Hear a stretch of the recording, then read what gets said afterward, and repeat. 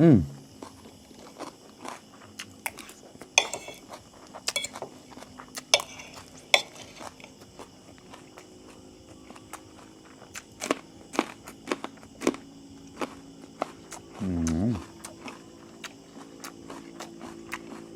ผักกระเฉด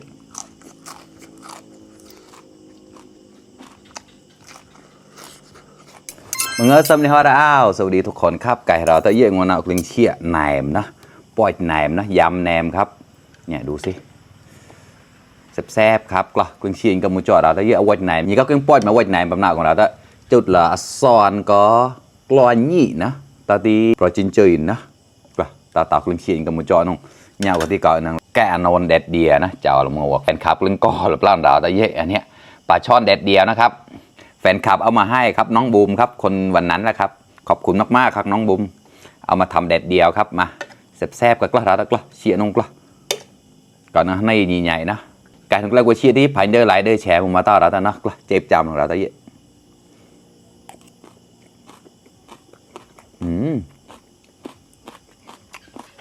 ข้อ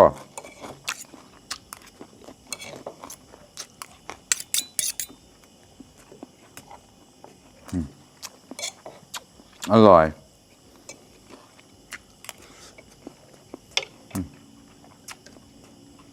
เห็ดเค็ม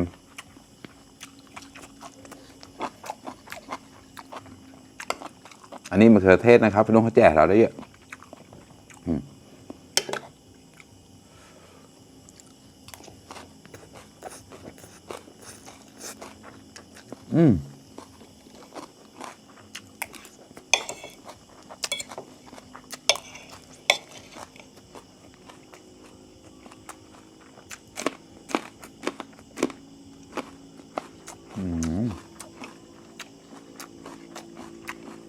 ผักกระเฉด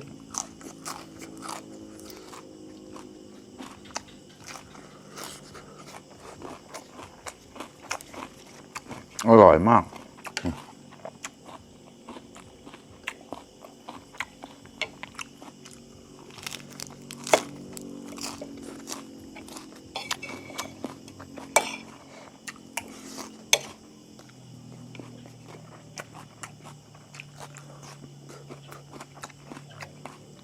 ข้อเราแล้วเยอะรู้แล้วว่าไหนมันก็ซ้อนเงยกะทิได้ก้าวอย่างนี้ได้มันก็จุดกลอนก่อนมานะใส่น้ำมันนิดหน่อยครับน้ำมันพืชนี่แหละ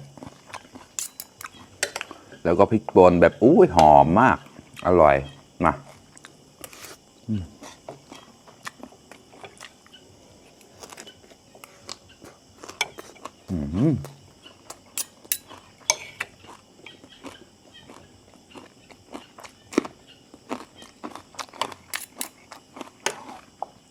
ข้อ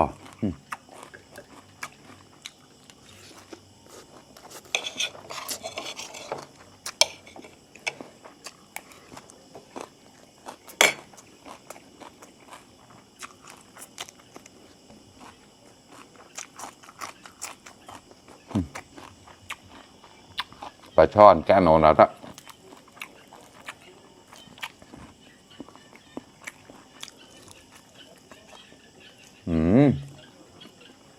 อร่อยมากเลยครับน้องบุ้มขอบคุณมากๆพี่เขาเอาไปทำแดดเดียวนะอร่อย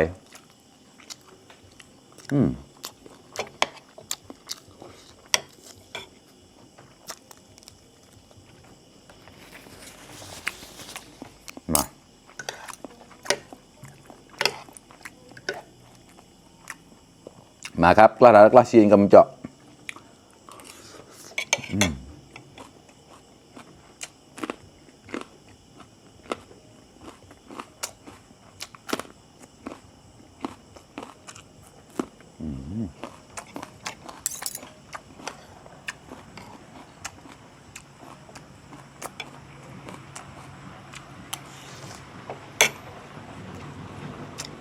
ผักกระเฉดเอาไปลวกนะครับอันนี้บอกนี่แล้วนะ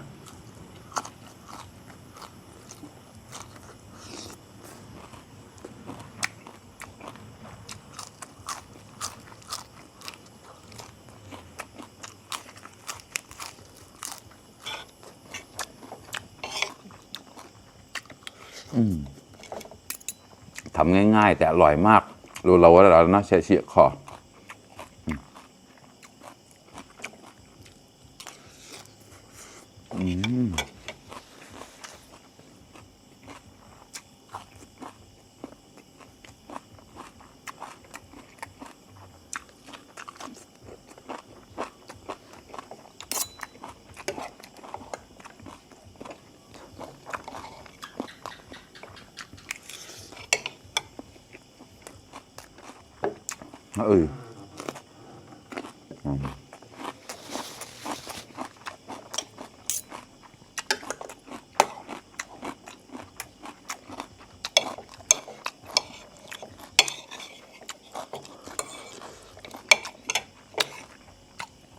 ครับ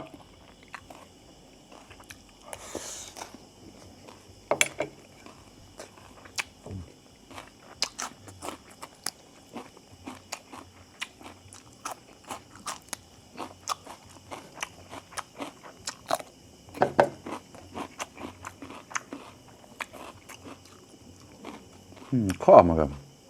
เนื้อเยอะมากเชี่ยวกลายมาจากการนอนนะ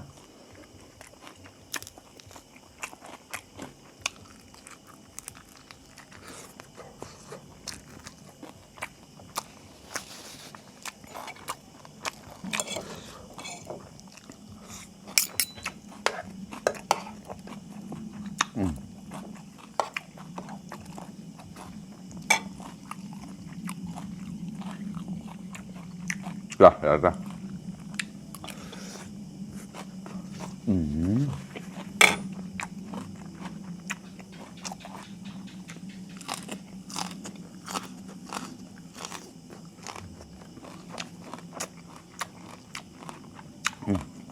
กระพุ้ย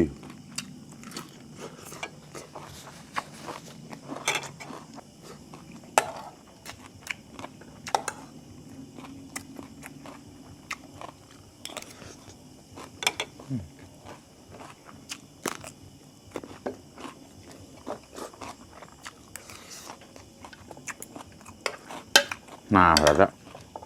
คลุกให้เข้ากันไปเลยครับ มาครับคำโตๆเอามาโคตรๆได้เยอะ